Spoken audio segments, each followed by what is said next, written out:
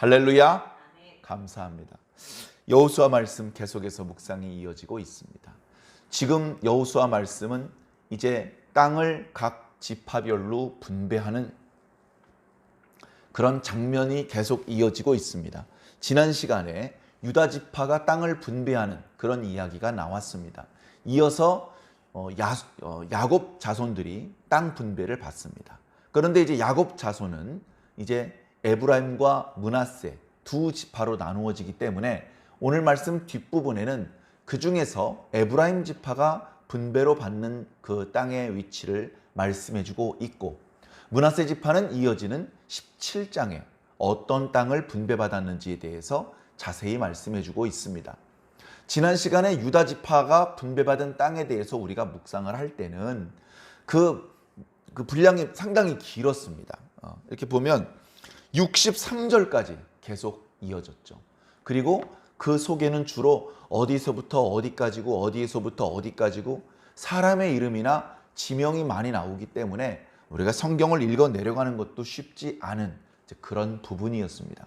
그래서 지난주 수요일 저녁 예배 같은 경우는 그 본문 말씀을 전체를 읽지 않고 그 중간에 이제 기럇 아르바를 점령하는, 기럇 세베를 점령하는 그런 갈렙과 또 나중에 그의 사이가 되는 온니엘의 이야기를 우리가 더 비중 있게 읽고 다루었던 기억이 납니다. 이제 오늘 우리가 읽고 있는 말씀은 분량이 길지 않기 때문에 모두 읽었지만 큰 줄거리에선 그렇게 이해해 주시면 감사하겠습니다. 계속해서 이제 반복 드렸는데요.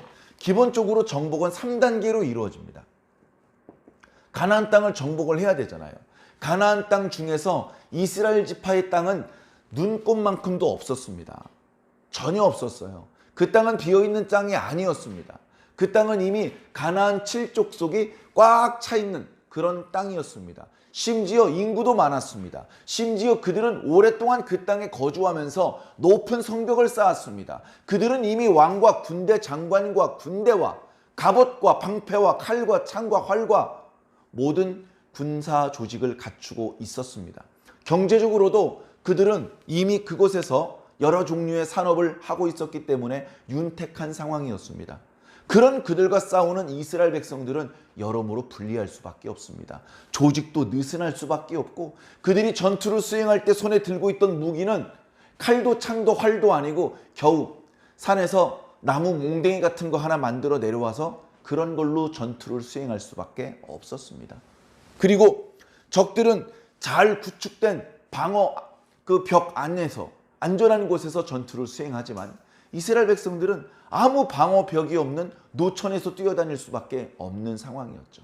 전투를 수행할 때 필요한 말이나 병거도 전혀 없었습니다. 그런데 웬일입니까? 전투를 벌일 때마다 이스라엘 백성들이 항상 이깁니다. 한 번도 지질 않습니다. 물론 하나님께 범죄했을 때, 아이성을 첫 번째 공격해 올라갔을 때 그때 이스라엘 백성들이 패배했죠. 3,000명이 올라갔다가 36명이 죽임을 당하는 뼈아픈 고통을 겪기도 했습니다. 그러나 그 이외의 전투는 이스라엘 백성들이 압도적으로 승리를 했을 뿐 아니라 이스라엘 백성들은 사망자는 고사하고 부상자도 거의 나오지 않는 참 이상한 전투가 계속 반복되었습니다. 믿음이 없는 사람들은 거참 이상하네, 거참 신기하네, 거참 희한하네 이러고 끝났겠지만 우리는 믿음의 눈을 뜬 사람이기 때문에 이상하긴 뭐가 이상해? 하나님께서 싸워주셨는데, 이스라엘 백성들보다 하나님이 앞장서서 적진으로 뛰어 들어가셔서 적들을 소탕하셨어. 하나님께서 부리시는 군대가 얼마나 많은지 알아? 하늘에 떠있는 해와 달과 별도 하나님의 군대야. 필요하면 바람이 불게 하기도 하시고, 필요하면 우박이 떨어지게도 하시고, 필요하면 날벌레들 곤충들이 덮치게 하실 수도 있는 분이 하나님이야. 그런 하나님과 싸워서 누가 이길 수 있겠니? 그러니까 당연히 이스라엘이 이기는 거지. 당연히 사망자도 없고 부상자도 안 나오는 거지. 믿음의 눈으로 보면 보입니다. 자, 그렇게 해서 정복을 하는데, 정복은 3단계로 나누어져서 진행을 하는데, 처음에는 7년간에 거쳐서 여호수아가 이스라엘 12지파 전체의 연합 군대를 지휘하면서 주요 거점을 정복하는 것을 1차로 합니다. 요단강을 건너와서 철저히 하나님의 명에 따라서 여리고성을 7바퀴를 돌았습니다. 7바퀴를 돈 게 아니라 하루에 한 바퀴씩 6바퀴를 돌고 7번째 날 7바퀴를 돌았기 때문에 사실은 13바퀴를 돈 겁니다. 뭐 그게 정확히 몇 바퀴인지 어디부터 어디까지인지 그 둘레의 길이가 얼마나 먼 거리였는지 성벽에 바짝 붙어서 걸었는지 멀리 그건 중요하지 않죠. 중요한 건 뭐냐 하면 하나님의 말씀에 순종했다는 게 중요합니다. 군사적으로는 그렇게 그 성을 뱅뱅 도는 것은 아무 도움이 안 됩니다. 아무 도움이 안 됩니다. 전투를 수행하는 병사들 사기만 떨어지고 체력만 방진됩니다. 그런데 하나님께서 말씀하신 대로 했는데 이겼습니다. 심지어 여리고성을 차지하는 데 가장 큰 걸림돌이 이스라엘 백성들로서는 어찌할 수 없는 높은 성벽이었습니다. 특히 여리고 성벽은 높았고 이중 성벽이었기 때문에 뭐 돌멩이 몇 개 던져가지고 부서뜨릴 수 있는 성벽이 아니었습니다. 그러다 보니 여리고성을 함락시키는 것은 거의 불가능해 보였습니다. 그런데 어떻습니까? 하나님께서 성벽을 무너뜨려 주셨어요. 방법이 없잖아요. 하나님이 성벽을 무너뜨리고 나니까 그 이후에라도 정신을 바짝 차리고 전투를 했더라면 어쩌면 꽤 성공적으로 방어할 수 있을지도 몰랐을 여리고 사람들은 이미 마음이 얼어버렸습니다. 성벽이 무너지는 순간 도망갈 생각도 못하고 이스라엘 군대가 쳐들어와서 다 자신들을 도륙할 때까지 도망도 못 가고 그 자리에 주저앉아 있을 수밖에 없었습니다. 이스라엘 백성들이 가나안 땅에서 여호수아와 함께 벌였던 전투가 다 그런 시기였습니다. 순종하면 상상할 수 없는 하나님의 능력을 체험하게 되는 것입니다. 자, 그런데 완벽하게 100% 가나안 땅을 다 점령한 것은 아닙니다. 다 점령을 하지 않고 주요 거점을 점령을 한 상태에서 완벽히 점령하는 전쟁을 잠깐 멈추고 땅을 분배를 합니다. 하나님, 땅을 분배할까요? 저희 좀 힘든데 잠깐 쉬고 쉬는 동안에 땅을 분배하겠습니다. 이렇게 사람들이 하나님께 요구한 것이 아닙니다. 하나님께서 요구하신 겁니다. 원래는 이 거점을 장악하는 전투가 7년씩 그렇게 길게 이어질 필요가 없었습니다. 훨씬 더 빨리 어쩌면 1, 2년 안에 끝났을 겁니다. 그런데 하나님께 특별한 명령이 없자 여호수아는 생각했습니다. 내가 전투를 수행할 수 있을 때 이스라엘 12지파의 연합 군대를 사용할 수 있을 때 여기 있는 가나안 사람들을 다 물리쳐야 돼. 한 명이라도 더 쓰러뜨려야 돼. 이 가나안 땅을 온전한 이스라엘 백성들의 땅으로 만들어야 돼. 그런 생각을 했습니다. 왜냐하면 이때 미처 여호수아가 소탕하지 못한 가나안 사람들은 아주 강한 사람들이었습니다.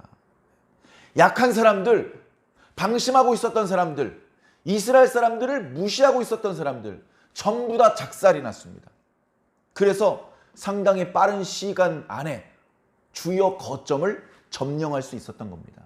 그런데 가나안 사람들 중에서도 이스라엘 백성을 무시하지 않았던 사람, 방심하지 않고 있었던 사람, 유리한 지형지물을 이용해서 이스라엘 백성들에게 공격을 허용하지 않고 방어해냈던 그런 강하고 지혜로운 그런 가나안 사람들도 많이 남아 있었습니다. 그래서 여호수아가 생각을 한 겁니다. 내가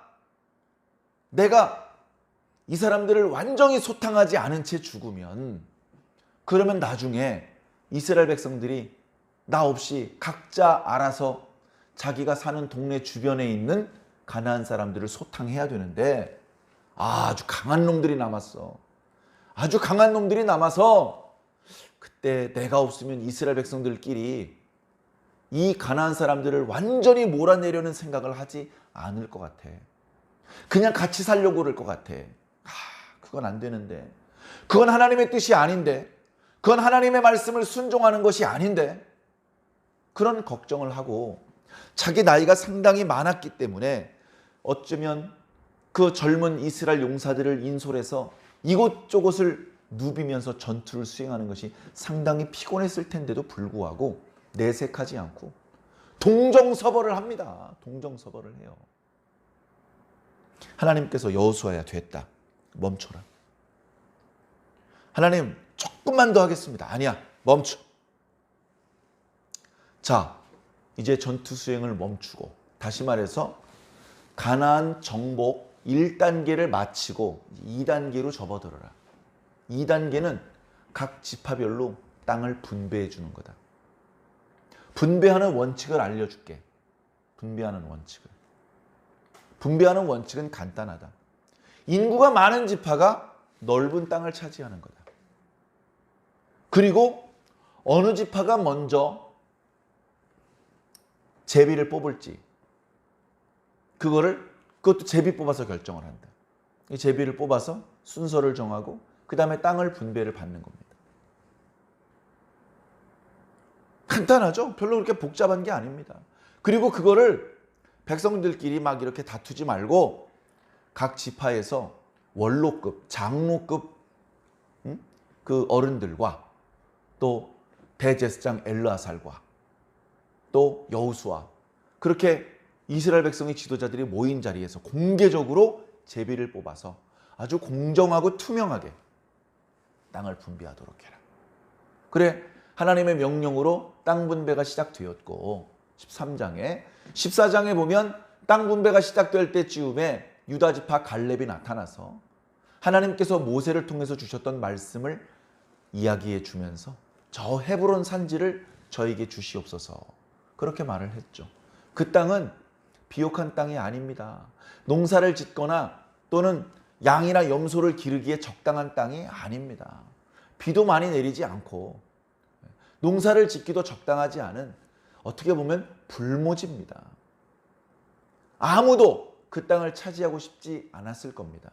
누군가 제비 뽑아서 그 땅에 걸리면 에이 재수없어 이렇게 생각했을 땅을 가장 먼저 가장 우선적으로 가장 좋은 땅을 선점할 수 있는 기회와 자격이 있었던 갈렙이 가장 불모지를 선택했습니다. 어린 사람들은 왜 그런지 이해를 못했을 겁니다. 저 나이 많은 할아버지 아이고 노망이 났나 봐. 저 불모지를 달라 그러네. 잘 알지도 못하면서 속으로 비웃었을지도 모릅니다. 그러나 나이가 많은 이스라엘 사람들은 특히 여호수아는 그 갈렙의 마음을 알아주었습니다. 가슴속 깊은 곳에서 뜨거운 눈물이 솟구쳐 올라왔을 것입니다. 여호수아는 갈렙을 축복해 주었습니다. 그리고 그 갈렙이 헤브론을 차지한 것으로 시작해서 유다 지파가 먼저 땅 분배를 받았던 것이죠. 그리고 나서 이제 요셉의 자손들 에브라임과 므낫세 그리고 라헬의 아이였던 이제 요셉 말고 막내 아들 베냐민 그리고서 이제 그 나머지 여러 지파들이 차례를 따라서 땅 분배를 받았죠. 그래서 땅 분배를 먼저 받습니다.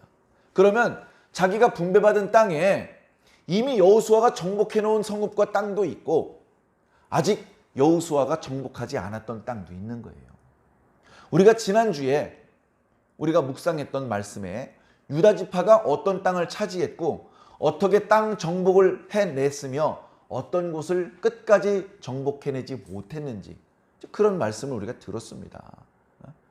기랏 아르바는 아낙의 아버지인데 거인이야 거인. 힘도 세고 그래서 그 성 이름이 기랏 아르바야. 아르바의 성이야. 나중에 그 성 이름을 헤브론으로 바꾼 겁니다. 그 성을 여호수아도 정복하지 못했어요. 그런데 갈렙이 나이가 85세인데 뛰어 올라가서 거기 가나안 사람들을 다 쳐 죽이고 그 땅을 차지했습니다. 그리고 기럇 세벨 땅 차지하는 놈한테 자기 딸을 주겠다고 했더니 온니엘이 뛰어 올라가서 다 박살을 내버린 거예요. 그렇게 여호수아도 정복하지 못했던 곳을 유다 사람들이 하나하나 점령해서 자신들이 분배받은 땅을 실질적인 자기 땅으로 만들었죠. 그런데 안타깝게도 여부수 사람이 살고 있는 나중에 예루살렘 언덕이 되는 그 언덕은 여호수아, 갈렙, 또 온니엘도 정복을 하지 못했다라고 지난 시간 말씀 묵상했던 그 맨 마지막 구절에 그렇게 나와 있죠. 그리고 그 여부수 사람의 땅은 오늘 새벽 예배 때 묵상했던 것처럼 다윗이 박살냅니다. 다윗이 완전히 여부수 사람이라는 그 이름을 역사에서 사라지게 만듭니다. 이미 누군가 살고 있는 성읍을 빼앗아서 왕도로 만드는 것이 아니라 이스라엘 사람들은 한 명도 살지 않는, 그러나 틀림없이 하나님께서 주신 언약의 땅, 거기에 살고 있는 여부수 사람들을 완전히 소탕해내고 그 자리를 이제 도성으로 만들었죠. 왕궁도 짓고 요새도 만들고 나중에는 성전도 거기 건축되지 않습니까? 그런 역사가 이렇게 연결되는 것입니다. 자, 그렇게 분배를 합니다. 이스라엘 12지파, 가장 마지막 지파가 분배되고, 그리고 도피성을 정하고, 그리고 레위 사람들의 성읍을 이렇게 지정해 주는 것까지 여호수아 21장까지 계속해서 땅을 분배하는 이야기가 나옵니다.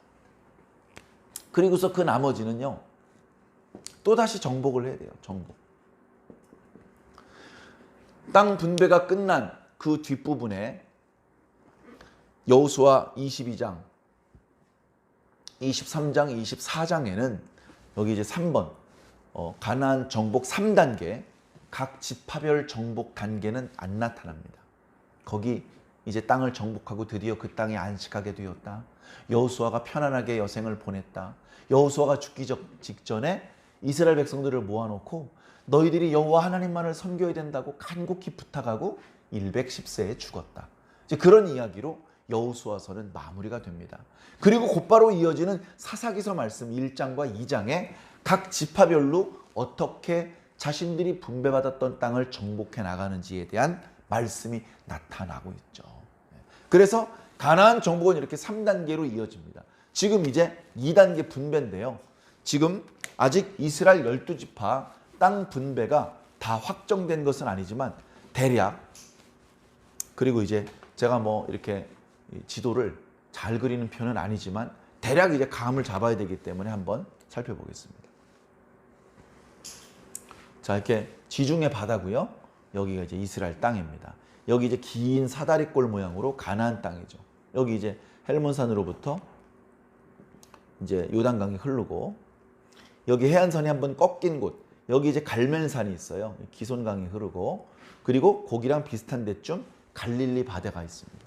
그리고 여기서부터는 이제 간헐적으로 흐르다 말다 하는 게 아니고 항상 이제 물이 흐르죠.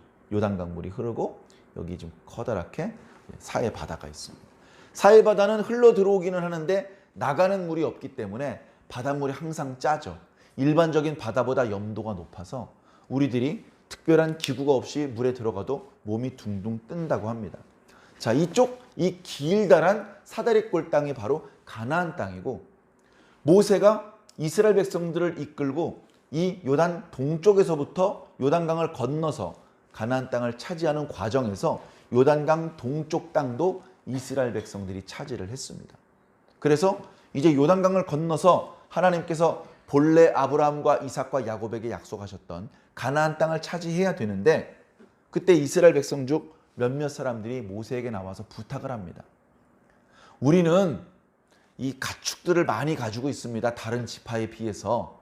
가축들을 잘 돌보려면 물이 많이 있어야 되고, 그 다음에 목초지에 풀이 많이 있어야 됩니다. 그런데 우리가 이렇게 요단강 동쪽에 헤스몬왕 시온과 바산왕 옥을 박살을 내는 과정에서 둘러보니까, 야, 이쪽은 이제 짐승들, 소나 양이나 염소를 돌보기에 아주 좋은 환경입니다. 그러니 죄송하지만 이 요단강 동쪽 땅을 우리에게 분배해 주시면 고맙겠습니다. 그렇게 부탁이 들어왔죠. 처음엔 모세가 싫어했습니다. 왜냐하면 이 땅을 정복하기 위해서 이스라엘 12지파가 다 함께 싸워야 되는데, 너희들 2지파 반이 이쪽에 있고 그럼 여기는 9지파 반이 싸우란 얘기냐? 그건 하나님의 뜻이 아니다. 그렇게 모세가 싫어했는데 그 사람들이 얘기를 합니다. 선생님, 그게 아닙니다. 일단 여기 우리 짐승들과 여자들과 어린아이들, 노인들을 집에다 두고 우리 장정들은 요단강을 건너서 우리 동족 9지파 반을 위해서 선봉으로 싸우겠습니다. 우리가 이 전투를 안 싸우겠다는 것이 아닙니다. 다시 돌아가라고 하나님께서 명령하실 때까지 계속 싸우겠습니다. 그렇게 얘기를 했더니 모세가 좋아했어요. 너희들이 그런 뜻이라니, 그런 뜻이라면 좋다. 그 대신 너희들 약속을 꼭 지켜야 된다. 반드시 지키겠습니다. 그래서 이 요단강 동쪽에 이 땅을 이제 길르앗 땅이라고 부르는데, 이 땅을 두 지파 반에게 분배를 해줍니다. 그리고 아직 완전히 거점만 정복했을 뿐 완전히 모든 땅을 정복한 것은 아니지만 이 땅을 이제 여호수아 때 땅을 분배를 해주는 것이죠. 자, 모세 때 분배된 땅부터 보면요, 여기 밑에 이제 르우벤 지파가 땅을 이제, 자, 그 다음에 갓 지파가 땅을 차지합니다. 뭐 그렇게 넓은 땅은 아니고요. 자, 르우벤 지파, 갓 지파가 이 정도 차지하고, 그 다음에 여기 이만큼을 이제 므낫세 지파가 동쪽에도 있고 서쪽에도 있어요. 그래서 뭐 우리는 그냥 동므낫세 그렇게 이제 이름을 붙이죠. 르우벤 지파, 갓 지파, 므낫세 반 지파를 모세 때 먼저 분배를 해 주어요. 그 이야기가 이제 13장에 나오는 것이죠. 자, 그리고 이 가나안 땅은 나머지 9지파 반이 분배를 받아야 되는데 어느 지파가 제일 먼저 분배를 받았다고 했죠? 유다 지파가 이만큼을 분배받습니다. 전에 말씀드렸던 것처럼 유다 지파가 분배받은 땅의 거의 대부분이 광야고 산지입니다. 유대 광야, 유대 산지라고 부릅니다. 특히 남쪽으로 내려가면 중간중간에 브엘세바라든가 헤브론이라든가 샘이 있고 조금 사람들이 모여 살 수 있는 분지 지역만 조금 그래도 사람이 살 수 있지, 거의 대부분의 지역은 사람이 살기 좋지 않은 곳입니다. 나중에 이쪽 해안 지역은 전부 다 블레셋에게 뺏기죠. 자, 이런 상황이고, 유다 지파와 빡 붙어가지고 여기 베냐민 지파가, 그리고 여기 단 지파가 있습니다. 단 지파는 이쪽에 블레셋 사람들이 하도 괴롭히니까 나중에 이쪽 북쪽으로요, 단 지파는 이주를 해버립니다. 처음에는 이쪽이었습니다. 자, 그리고서 오늘 말씀에 나오고 있는 르우벤 지파, 에브라임 지파가 이렇게 차지를 하고, 여기가 이제 또 므낫세 지파, 서므낫세 지파 이렇게 차지를 합니다. 여기 해안가 지역에 아셀 지파가 있고요. 그 다음에 여기 이제 납달리 지파가 있고, 여기 이제 스불론, 이사갈 지파, 스불론 지파, 이렇게 이제 있습니다. 보면 나중에 보면 여기 납달리 지파가 조금 넓은 것 같은데 여기도 산이 많아요. 산이 많고, 그 다음에 에브라임 지파, 므낫세 지파가 사실은 요단강 서쪽에 남북으로 긴 사다리꼴 모양의 가나안 땅의 복판을 차지합니다. 복판. 여기가 다 평지는 아니에요. 해안가에 평지가 있다, 산이 조금 있다가 중간에 또 뭐 골짜기가 있다, 또 산이 있다, 뭐 이런 복잡한 구조인데, 그래도 교통의 요지, 그나마 농사를 짓기 좋은 가장 알짜배기 땅이라면 바로 에브라임 지파와 므낫세 지파의 땅입니다. 특히 이제 이 에브라임 지파의 땅이 노른자 땅이죠. 노른자 땅. 그리고서 남부 지방의 유다 지파가 이렇게 차지하고 있습니다. 그리고 여기 므낫세, 갓, 르우벤, 이렇게 이제 6군데가요. 6군데. 나중에 도피성을 하나님께서 지정해 주신 곳입니다. 이스라엘 땅, 요단강 동쪽 서쪽을 모두 합해서 6곳을 이렇게 어떤 영적인 중심지로 삼으신 것이죠. 예루살렘의 중앙 성소를 하나님께서 아직 말씀하시기 전에 이스라엘 백성들이 살다가 부지 중에 사람을 죽였어요. 죽일 의도가 없이 실수로 죽였어. 그러나 가만히 있으면 그 죽은 사람의 가족들에 의해서 자기도 죽임을 당해야 돼. 그렇게 죽임을 당하는 것은 억울하다는 생각이 들기 때문에 그런 경우 목숨을 구하기 위해서 도피성으로 들어가라. 도피성으로.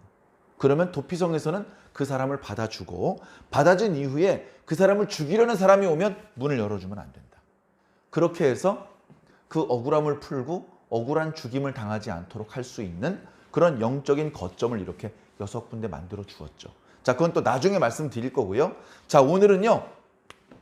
여기 아까 말씀드린 대로 어떻게 보면 지금 이제 제가 그렸던 지도 이거보다 훨씬 사실은 더 넓은 면적이에요. 넓은 면적인데 어쨌든 이 므낫세 지파 동쪽에도 있고 서쪽에도 있고 므낫세 지파는요. 물론 에브라임 지파보다 인구가 많습니다.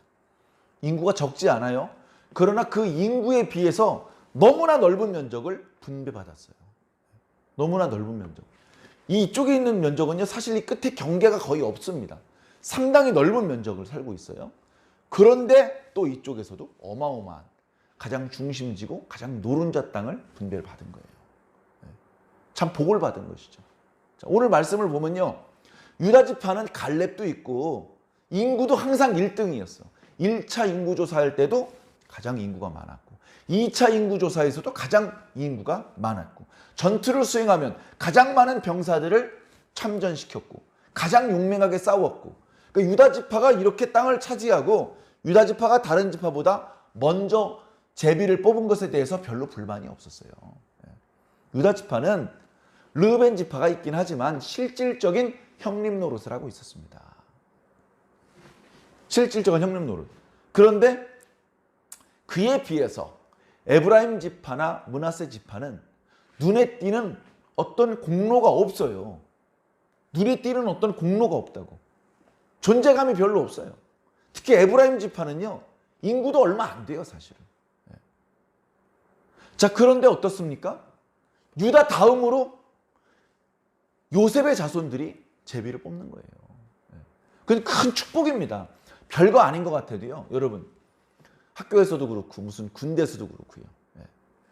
한 중대에 소대가 3개 있는데 1소대가 먼저 밥 먹을지 2소대가 먼저 밥 먹을지 3소대가 먼저 밥 그 뭐가 중요합니까? 어차피 밥 한 끼 한 그릇 먹고 나오는 건데. 근데 어떻습니까? 야, 1소대가 먼저 먹어. 그러면 1소대 사람들은요. 큰 상을 받은 것처럼 좋아합니다. 그리고 꼴찌로 3소대가 들어가면요. 3소대 사람들은 큰 벌을 받은 것처럼 아주 우울해합니다. 별거 아닌 것 같아도. 땅 분배도 사실 마찬가지예요. 야, 요셉 족속들아, 니들이 한 게 뭐가 있다고 니들이 먼저 제비를 뽑냐? 어떻게 제비가 이렇게 뽑혔어? 우리 차례야. 그래서 제비를 뽑는데 얼른 중앙에 노른자 땅을 차지합니다. 얼른 중앙에. 정말 죄송한 얘기지만 이 중앙에 이 땅을 빼고 나머지 단 지파, 베냐민 지파, 스불론, 이사갈, 단, 아셀 다 짜투리 땅이에요. 사실상. 좀 미안한 얘기지만 다 짜투리 땅이라고요. 요셉 자손 다 먹은 거예요. 다 먹은 거예요. 너무나 많이 먹었어. 너무나 많이 먹고서 오늘 말씀 4절에 보면 하도 많이 먹어서 이제 그 땅을 므낫세와 에브라임이 나누어 먹었다. 이렇게 표현하고 있는 거예요. 이 땅은 요셉 자손의 땅인데 에브라임한테 다 주질 않아. 에브라임한테.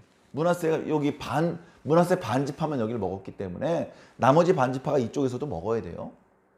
요게 지도가 원래 면적대로 잘 표현되어 있는 지도를 보시면 므낫세 지파가요. 요단강 동쪽에서도 가장 넓은 땅을 차지하고요.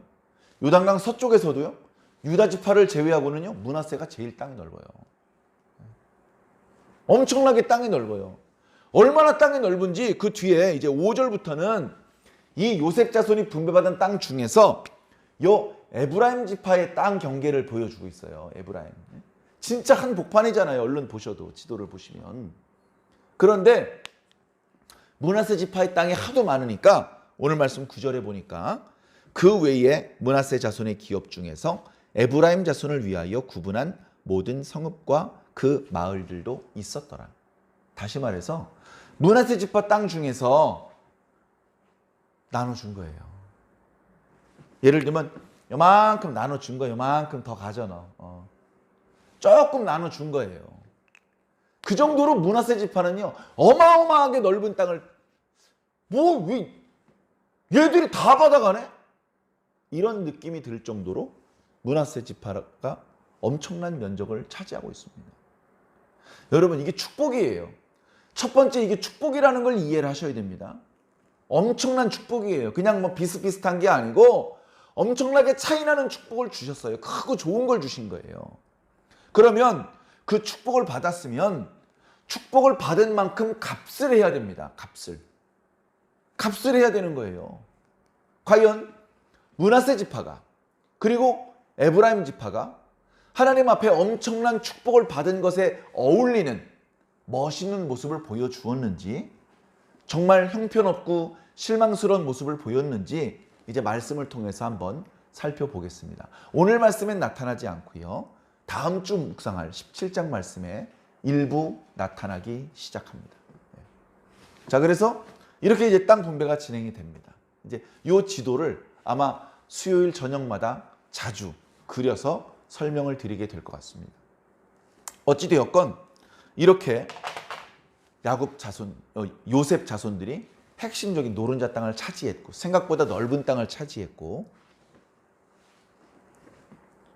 하나님께 큰 특별한 혜택을 입고 있다. 자, 근데 문제는 뭐냐면요. 10절 말씀이 문제예요. 10절 말씀. 자, 10절 말씀에 뭐라고 말씀하고 있느냐. 그들이 게셀에 거주하는 가나안 사람들을 쫓아내지 아니하였다. 이렇게 기록하고 있어요. 자, 게셀이 어딘지 정확히 모르지만, 자, 게셀이요. 약간 이제 해안가 쪽입니다. 해안가 쪽.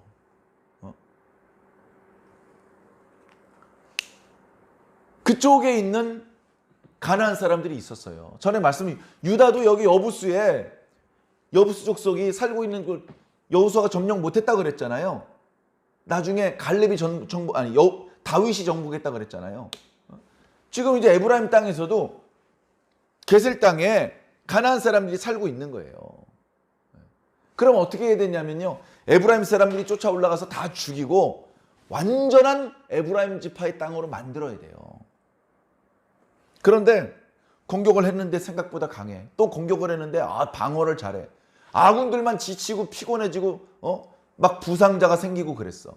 그래서 조금 우리가 힘을 회복할 때까지 공격을 안 하기로 했어. 이렇게 힘이 딸려서 공격을 안 한 게 아니고 힘이 딸려가지고 그들을 쫓아내지 못한 게 아니고 쫓아내지 않았다. 의도적으로 쫓아내지 않았다. 쫓아낼 수 있었는데 쫓아낼 만한 힘과 기술이 있었는데 기회가 있었는데 일부러 쫓아내지 않았다. 왜? 그놈들 쫓아내지 않고 그놈들을 위협해서 그놈들을 자신들의 종과 노예로 부려먹으려고. 왜 죽여? 걔네들 노예로 부리면 우리 편안하게 살 수 있는데. 야, 일부러 다른 동네에서 돈 주고도 노예를 사다가 일을 부릴 판이야. 여기 하나님께서 우리에게 선물로 가나안 사람들을 남겨두셨으니 얼마나 감사하니. 가가지고 야, 다 죽기 싫으면 우리 말 들어. 그러면 걔네들 항복할 수밖에 없어. 그래서 항복을 받아내가지고 원래는 어떻게 되냐면 다 죽이든지 가나안 땅 밖으로 추방해야 됩니다. 그 땅은 순수하게 이스라엘 백성들만 사는, 순수하게 하나님 여호와만을 섬기는 사람들만 그 땅 위에서 살아야 되는 것이죠. 그런데 가나안 사람들의 음란한 풍속을 가지고 있는 사람들을 죽이지 않고 살려두었으니 잠깐은 그들 덕분에 물길로 다니지 않고 장작 패고 땀 흘리지 않아서 편리한 것 같았지만, 그러나 이내 그들 때문에 이스라엘 백성들은 하나님 아버지를 섬기는 믿음이 희미해지고 결국 하나님 앞에 범죄하고 멸망하는 길로 갈 수밖에 없게 된 겁니다.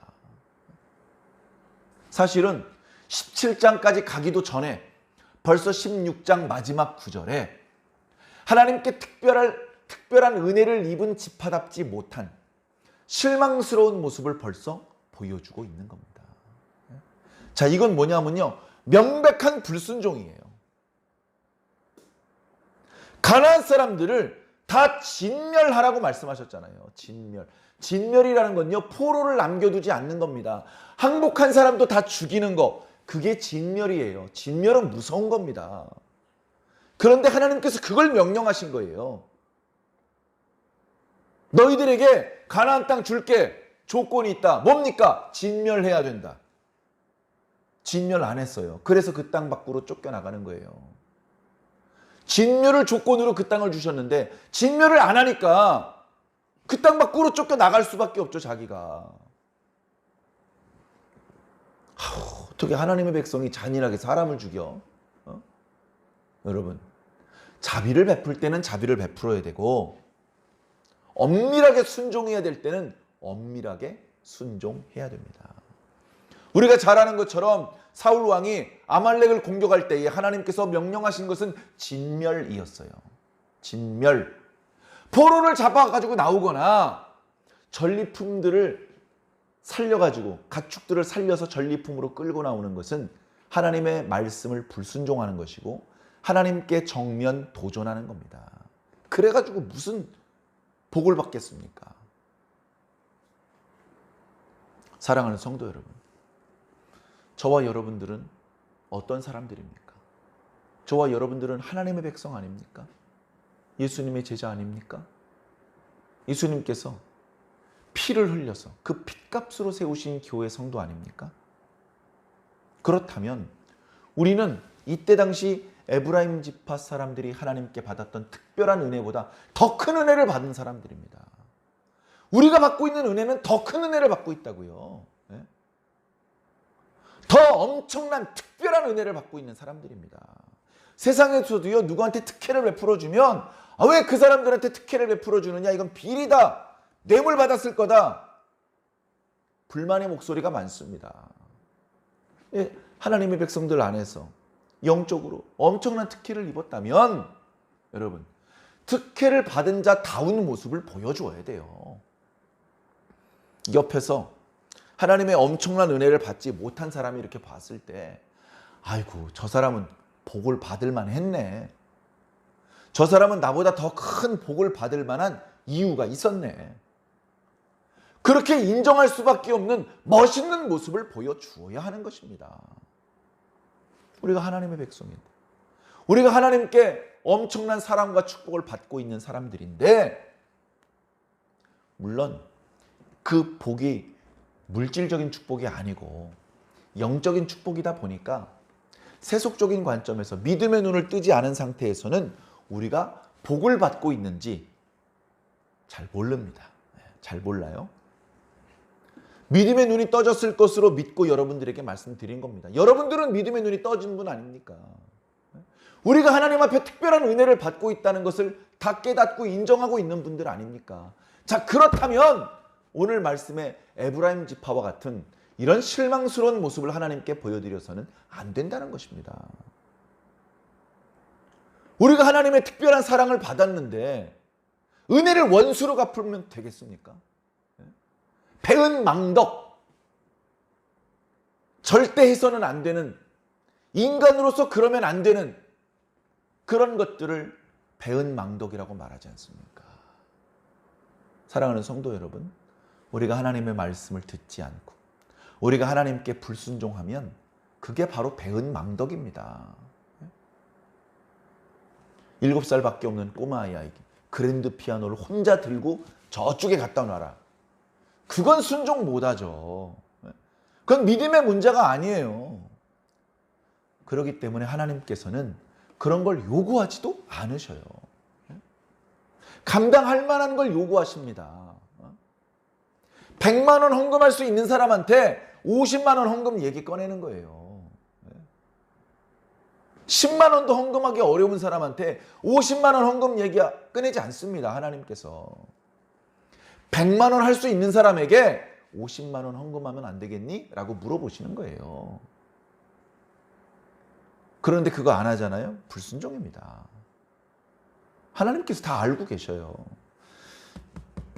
에브라임 지파가 게셀에 살고 있는 가나안 사람들을 쫓아낼 수 있는 충분한 힘이 있었다는 걸 하나님이 다 알고 계신다고요. 의도적으로 불순종했다는 것을, 순간적인 이득을 얻기 위해서 그들을 고의적으로 살려두었다는 사실을 하나님 다 알고 계십니다. 이스라엘 12지파 중에서 형님 노릇해야 될 에브라임 지파가 이런 모습을 보여준다면 이제 다른 므낫세 지파나 다른 지파들이 뭐 보고 배우겠습니까, 형한테? 우리 그리스도인들이 다르게 살아야 돼요. 대한민국 사람이면 다 똑같은 대한민국 사람들이 아닙니다.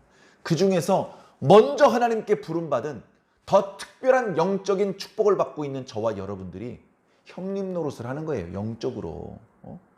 우리 그리스도인들이 앞장서서 사회 규범을 어기고 부도덕한 모습을 보인다면 그 나머지 불신자들이 뭐 보고 배우겠습니까? 우리 대한민국 사회가 뭐가 되겠습니까?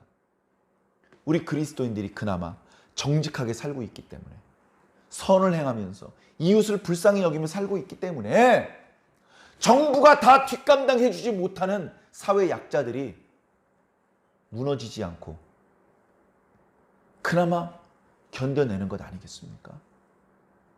사랑하는 성도 여러분, 오늘 저와 여러분들이 단순하게 나 혼자 복받고 나 혼자 건강 회복하고 사업에 성공해서 돈 많이 벌고 단순히 우리 완주중앙교회만 부흥하고 다른 교회는 다 망해도 우리 교회만 부흥하고 그런 것들을 소망하는 수준이 되면 안 됩니다. 더 큰 것, 더 큰 그림, 하나님의 큰 그림이 이루어지고 하나님의 마음이 시원해지고 잃어버린 영혼들을 하나도 빠짐없이 다 되찾고 그런 것들을 꿈꾸고 그런 것들을 위해서 기도할 수 있는 수준이 되어야죠. 교회에서뿐 아니고 일상생활에, 예배를 드리지 않는 일상에, 더러는 학교에서, 더러는 일터에서, 더러는 가정과 또는 지역사회 여러 가지 활동 속에서 우리가 그리스도인으로서 그리스도의 향기를 바라면서 살 때 세상은 살만하다.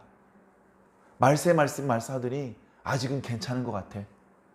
그런 희망을 주고 하나님이 아직 살아계신 것 같아. 그런 느낌을 줄 수 있는 그런 모습으로 살아야 된다는 겁니다. 유다 지파가 그랬던 것처럼 우리 그리스도인들이 솔선수범해야 됩니다. 우리 그리스도인들이 양보할 줄 알아야 됩니다. 손해볼 줄 알아야 됩니다.